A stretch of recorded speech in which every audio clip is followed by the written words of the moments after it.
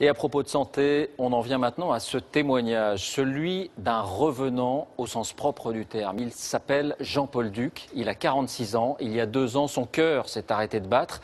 Il a été déclaré officiellement mort. Coup de théâtre, son cœur est reparti avant qu'il ne soit emmené à la morgue.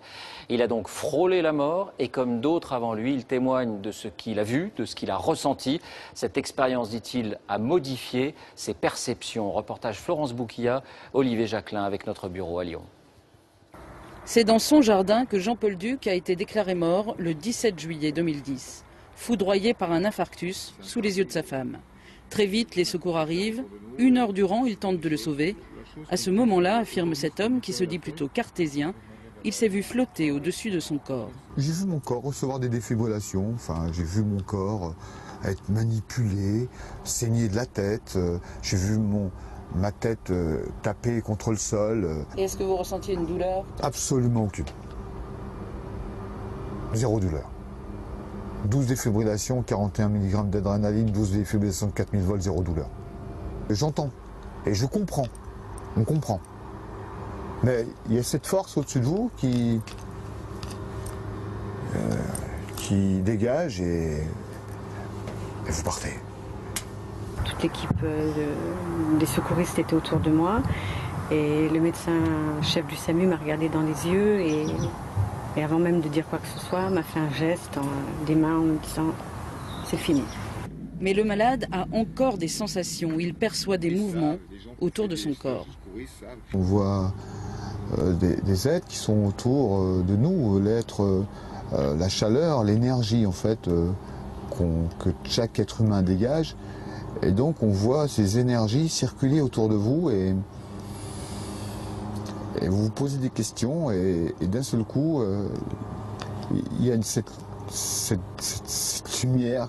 Ah, c'est une lumière qui vous attire et qui a un appel, qui vous appelle. En fait, vous partez sereinement, tranquillement.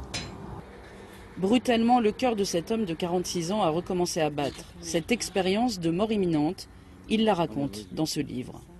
C'est pas comme une seconde naissance, c'est différent d'une seconde naissance. En fait,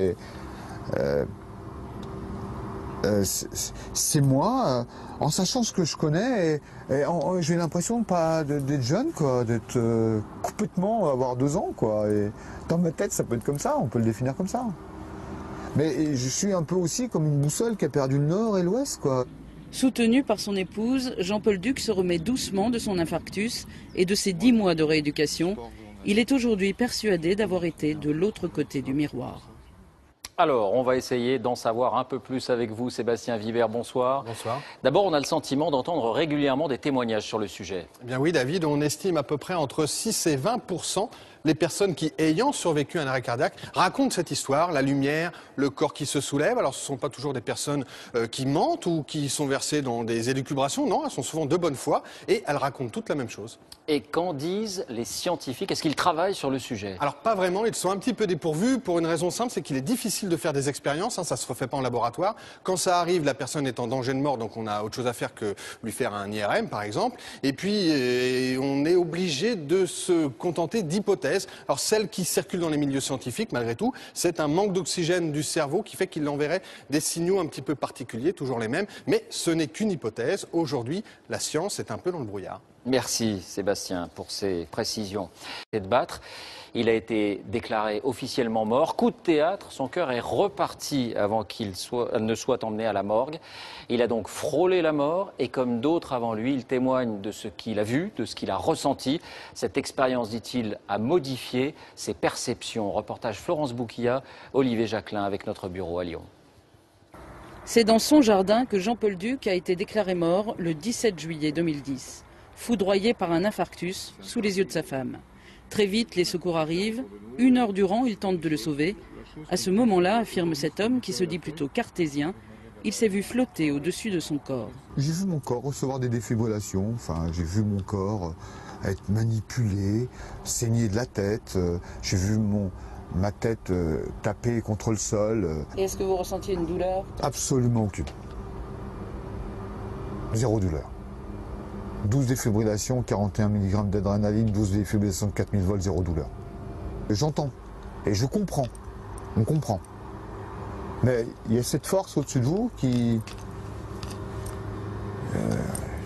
dégage et vous partez.